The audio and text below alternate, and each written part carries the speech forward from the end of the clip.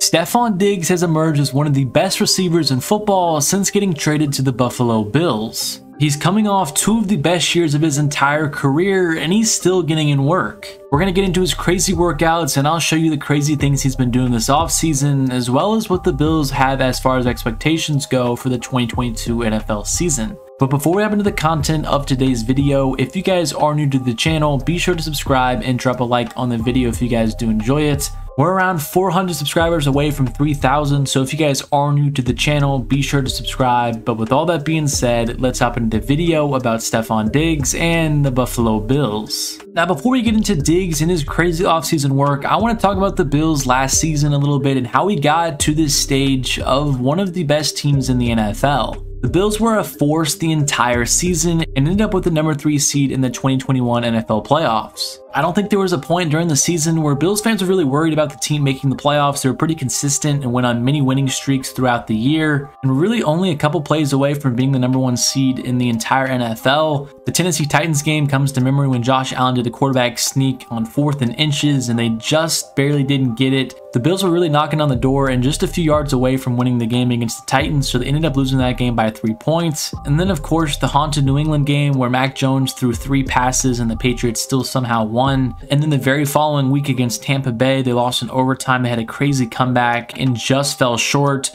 If the ball rolls the other way on a couple of those games, the Bills were going to be sitting at the top of the NFL. But as we know, it didn't really work out that way, and not being able to have some home field during the playoffs kind of affected the team towards the end of their season. The Bills blew out the Patriots in the wild card round and then went to Kansas City to play against the Chiefs, where they lost in the AFC Championship game in 2020. This was probably one of the best NFL games I've ever watched. The Bills and Chiefs were going back and forth throughout the majority of the game. Of course, the Chiefs scored with like a minute to go, and then the Bills went all the way down the field and a couple of plays scored a touchdown to take the lead. And then, of course, Patrick Mahomes, he brings the Chiefs all the way down to kick the game-tying field goal. And then in overtime, the Chiefs won the coin toss to get the ball first, and that was pretty much wraps. And since then, the NFL implemented a rule to give each team an opportunity in the playoffs in overtime. But the Bills entered the offseason with another disappointing end to a season. But the team went out and made a ton of moves, including re-signing a lot of their key players like Stefon Diggs. Diggs got a 4-year, $96 million contract extension with even more in incentives. He received $21.5 as a signing bonus and $70 million in total guarantees as part of his new deal. Diggs has really solidified himself as a top 5 wide receiver since getting traded from the Minnesota Vikings. He was good on the Vikings, but he didn't really have a great quarterback situation, so he was kind of up and down at times. Before getting traded to the Bills, however, he did have back-to-back 1,000-yard seasons, but he took off once he got to Buffalo. As much as Stefon Diggs helped Josh Allen definitely helped out Stefon Diggs reach new heights, and we've seen that over the course of the last couple of seasons that they've been able to play together. The Bills acquired Diggs and a 7th-round pick in exchange for the 2020 first-round pick and a 2020 5th-round pick and 6th-round pick, along with a 4th-round pick in 2021. So the Vikings got quite the haul for Stefon Diggs, and that pick actually turned out to be Justin Jefferson. I know that's kind of a debate that a lot of NFL fans have, if the Bills really should have traded for Diggs or if they should have just drafted Jefferson. But if you actually look at it in the lens of when the draft was actually happening, there was no way to tell Jefferson was going to be as good as he was. So the Bills really didn't want to risk drafting a wide receiver who wasn't going to be as good as Diggs, who they could have gotten. And they also didn't want to have to go through kind of the growing pains as a young player. But in the end, I think it was a win-win trade for both teams. I've already mentioned how Diggs has taken his game to new heights since he joined the Bills, and the production he put up in 2020 was pretty ridiculous. He had 127 catches, 1,500 yards, and 8 touchdowns. Last year, when he got some more double teams, he got some more focus from defensive coordinators. He still put up 103 catches for 1,200 yards and 10 touchdowns, the most touchdowns in his career. Bills really used him a lot more in the red zone, and I expect that to continue in 2022. But aside from the numbers, Diggs' value of gaining double teams and shifting focus of defenses onto him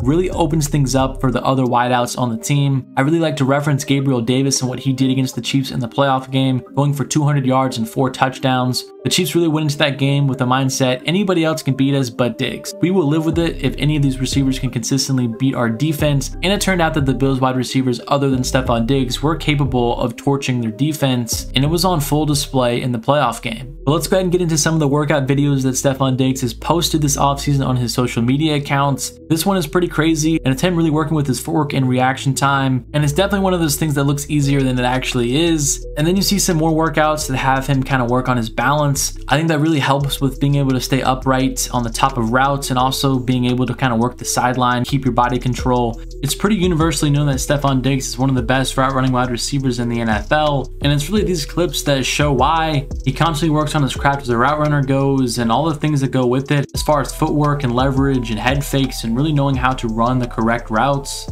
And just being able to see how fast he can move his feet is pretty crazy, and I definitely think we're going to continue to see his route running continue to improve and get even better, although he's already one of the best in the league. But as far as the expectations for the Bills in 2022, they are currently the favorite to win the Super Bowl at most sports books, and with all the moves and draft picks that they got this year, I don't think it's a bad pick. Where their defense struggled last year was kind of their pass rush. They went out and got Von Miller, who's known as one of the best pass rushers in NFL history. Although he's getting up there in age a little bit, I still think he can be a productive player for them, especially in the playoffs and important situations. He may not be that every down player that he once was, but if he can go in on third down and late in the games in the playoffs and make some plays, that signing will be worth it, and I think that's exactly why they went out and got him. They also got some more veterans on the D-line like Daquan Jones, Tim Settle. They brought back Jordan Phillips. And then in their secondary, which is returning most of their starters, they also spent their first round pick on Kaiir Elam, a cornerback from Florida, who seems to have a great work ethic as well. So the Bills really loaded up on their defense and brought more depth. And on offense, they really just focused on bringing a majority of their players back. They also added Jamison Crowder and James Cook in the draft, who I think is going to be a fantastic weapon for them. And one of the most interesting storylines for the Bills as a team this year, I think, will be their new offensive coordinator, Ken Dorsey. Brian Daboll got hired by the New York Giants to be their next head coach. And Daboll, I think, was one of the best play callers in the league. I know he gets criticized sometimes for being a little bit stagnant and not aggressive enough, but it is worth noting that he has had some of the top offenses in the league the last few years, and he did help Josh Allen's development. I know Bills fans like to argue Ken Dorsey was really the catalyst in developing Josh Allen. He has been their quarterback's coach for the last few years, and it seems like him and Josh Allen have a great relationship, so he's going to take over play calling this year, and I'm really interested to see how a first-time play caller does. The Bills' offense may take a couple weeks to jump into gear, but I think once they hit that stride, they're really going to be one of the toughest teams to stop in the league. And Dorsey has already said that the offensive scheme should not really change that much. I mean, they have been one of the top units the last few years, so why change something that has worked so successfully? But I think early on in the season, while the Bills kind of figure out their new language and some of the new tweaks to their offense, I really expect Josh Allen and Stefon Diggs to kind of keep the boat afloat while they kind of work out these new things. But they are going to have a little bit of pressure to get things going right out of the gate because Tre'Davious White, their best cornerback, is probably going to be on the PUP list and miss the first few weeks of the season. The Bills might not have the fastest start, but in the NFL, it's really about how you peak. And I think if the Bills can peak at the right time, they're going to have a really good chance to walk home as champions in 2022. But anyway, thank you guys so much for watching the video. If you guys are new to the channel, be sure to subscribe and drop a like on the video if you guys do enjoy it. Let me know what you think of Stefon Diggs and if the Bills are going to have a good year this year and potentially win the Super Bowl, or if you think they're going to have another disappointing end to their year. But thank you guys so much for watching, and I will catch you guys in the next one.